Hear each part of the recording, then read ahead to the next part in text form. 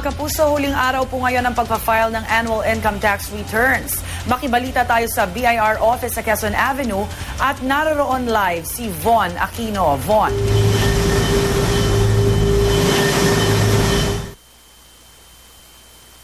Ngayong deadline ng pagpa-file ng income tax return.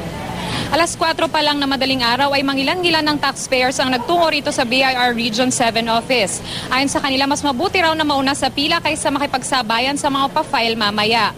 Ngayon pa lamang ay inaalalayan na sila ng mga tauhan ng BIR. Iba't ibang help desk naman na nakaset up na dito sa BIR Region Office tulad ng tax computation and assistance, taxable return filing station at medical assistance station. Paalala ng BIR sa mga magpa-file ng kanilang income tax return, dalhin ang inyong ITR at cheque na payable sa BIR. Kung may negosyo naman, dalhin ang inyong financial statement at dalhin na rin ang sedula. Narito naman ang pahayag ng isa sa mga taxpayers na ating nakausap. Kailangan kasi lalong na yung deadline, kailangan agahan para makatapos na maaga. Meron pa.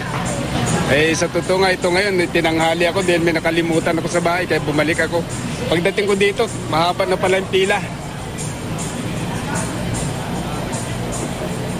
Kaya sa mga oras na ito ay kararating lamang ni BIR Commissioner Kim Henares dito sa BIR Region 7 office. At ay inaasahan nga natin na dadalo siya sa 6 a.m. mass na gaganapin dito. At ay inaasahan nga na alas 8 ng umaga ay magsisimula ng tumanggap ng transaksyon ng BIR at magtatagal lamang ito hanggang alas 5 ngayong hapon. Rhea? Maraming salamat, Von Aquino.